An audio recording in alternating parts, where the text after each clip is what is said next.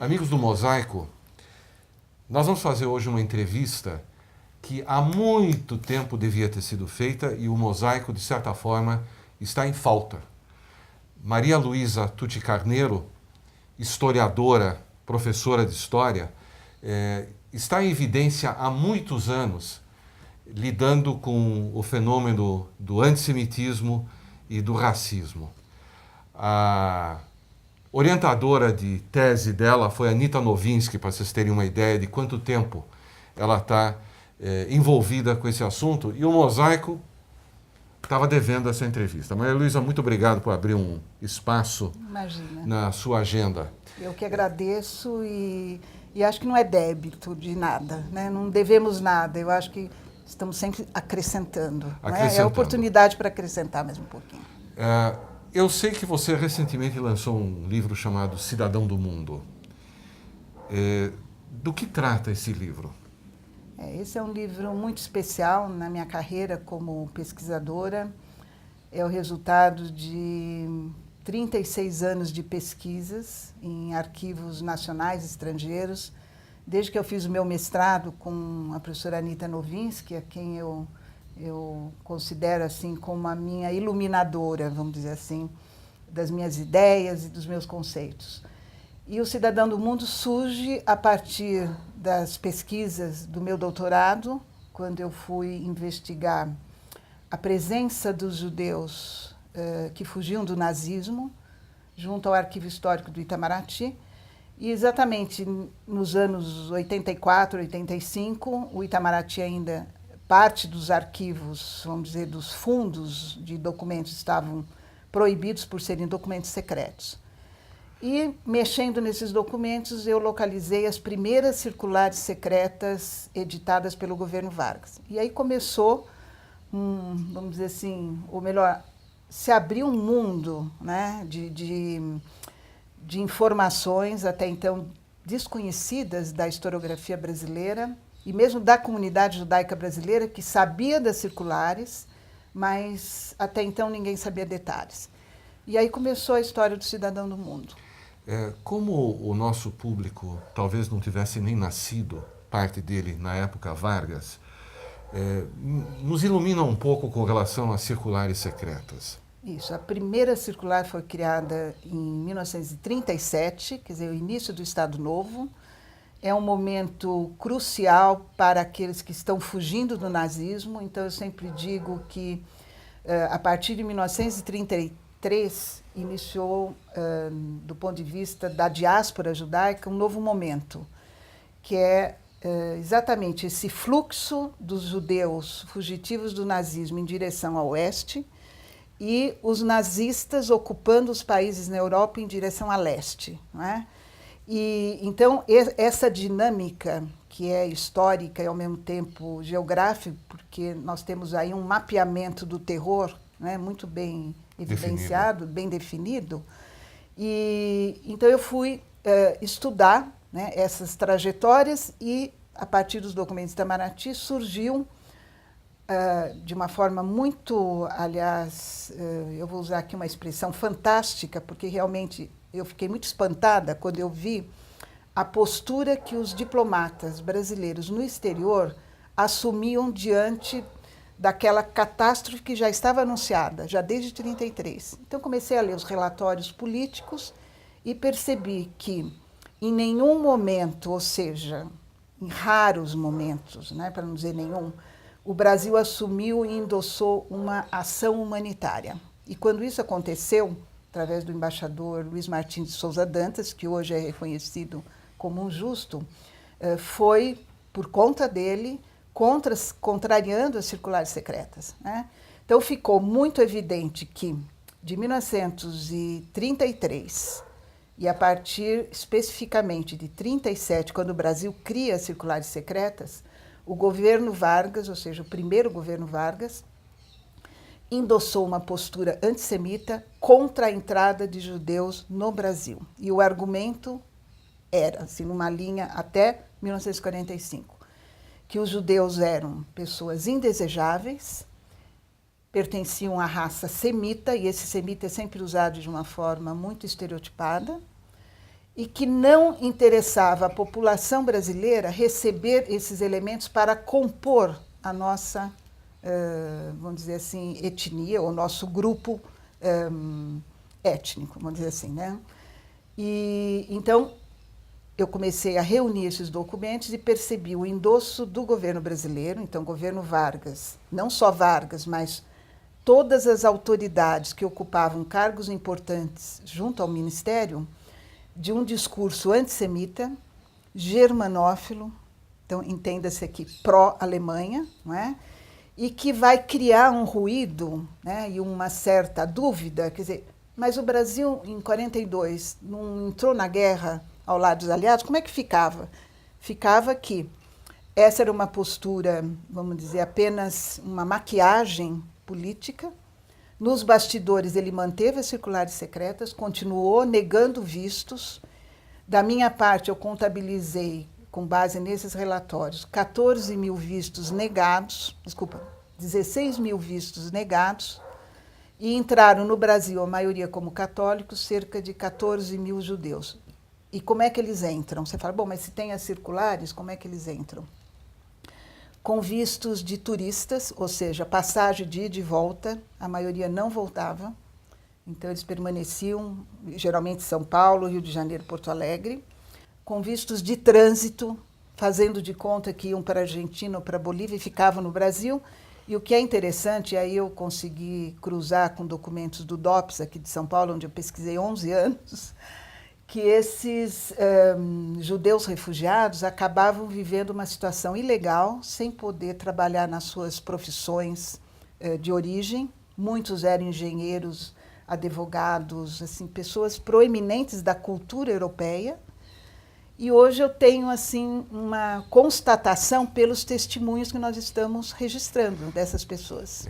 Essas coisas que você rapidamente contou e que eu recomendo que vocês leiam no livro Cidadão do Mundo, estão muito próximas da gente, porque a família Gotthelf veio com documentos falsos e visto de turista. Desceu aqui em Santos e nunca mais foi embora. Então, ao mesmo tempo que este governo era profundamente antissemita, e quando o governo Vargas diz que os judeus eram indesejáveis, a minha opinião pessoal é que o senhor Getúlio Vargas foi uma figura profundamente indesejável nas circunstâncias brasileiras em geral. O outro lado, que é o lado brasileiro, que é o lado que vai muito além daquele governo, meio que olhou para o lado, olhou para cá, olhou para lá, dá-se um jeitinho, e todas essas pessoas, de alguma forma, acabaram ficando aqui. Maria Luísa, Cidadão do Mundo já foi traduzido para o alemão. Por quê? Quer dizer, qual é o interesse aqui? A Alemanha continua interessada em, vamos dizer assim, expiar seus pecados, manter uma certa correção do ponto de vista histórico ou do ponto de vista humano com relação aos acontecimentos da Segunda Guerra? Eu acho que ambas as coisas. Quer dizer, há um interesse atual da Alemanha, né, em olhar o seu passado, entender também o seu passado. E também pela repercussão que o livro teve por envolver não apenas Getúlio Vargas, né, mas também por envolver a política adotada por Oswaldo Aranha durante o período de 1937, no momento das circulares secretas, até 1944, quando ele sai do Ministério do Itamaraty. E também pelo fato de que esse livro ele trouxe ao público em geral uma documentação inédita sobre o período Dutra, que nós conhecemos muito pouco, que endossou as circulares, e essas circulares persistiram até 1948, mesmo após a divulgação das atrocidades cometidas pelos nazistas durante a Segunda Guerra. Então, o livro teve uma repercussão grande, envolvendo famílias alemãs, né, que vieram para o Brasil, que é exatamente o perfil do livro, né? Reconstituir a história desses refugiados e sobreviventes do Holocausto no Brasil. Então, ele teve uma repercussão grande. Em seguida, isso foi em 2014, e neste ano, 2017, foi lançado na França, pela Harmattan, no Memorial da Shoah, que é um espaço assim, muito simbólico, e foi realmente bastante expressivo, né, a apresentação do livro pelo meu ex-reitor, o professor Dr. Jacques Marcovitch, e uma colega do Departamento de História, a professora Laura Meli Souza. Então, a repercussão do livro tem sido assim, muito grande, né? Espero que ele venha em breve também em inglês, eu acho que vamos aguardar, né?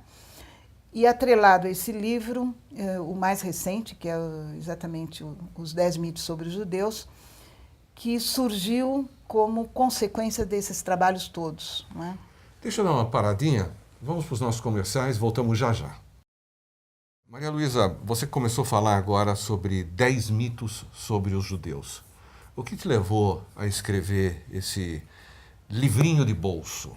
É um livrinho de bolso mesmo, para leitura rápida e resposta rápida, né? É um livro que eu vou sugerir assim para o público em geral, né?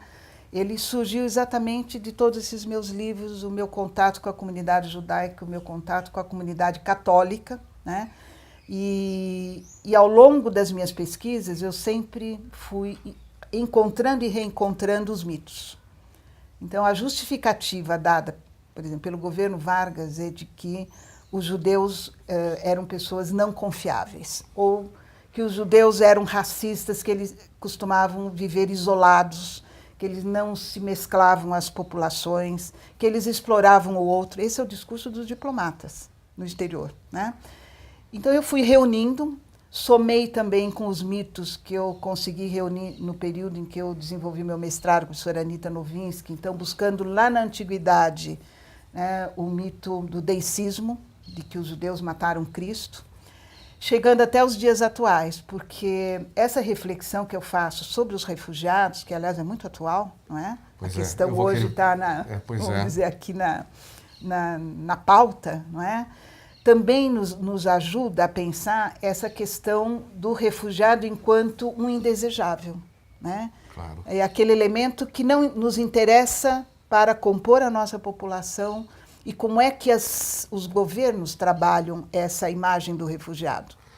Aí eu trabalho com os mitos políticos.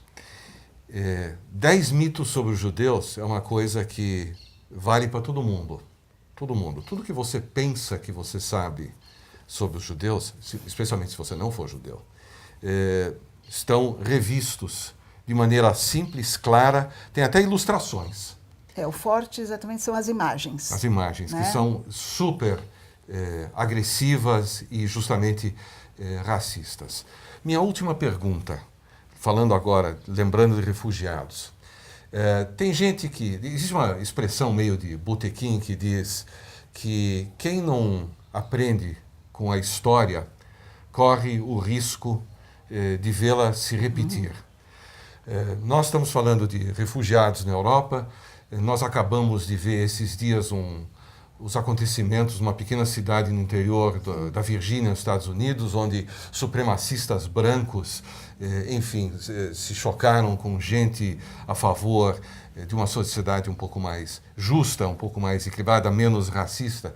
Essa frase, quem não aprende com os erros passados corre o risco de repeti-los, está atual? Ela é verdadeira? Muito, muito atual. E acho que essa frase ela deve estar presente no nosso dia a dia, né? Principalmente educadores, os pais que convivem, né, diariamente com seus filhos. Nós temos que estar atentos, não é, a esses...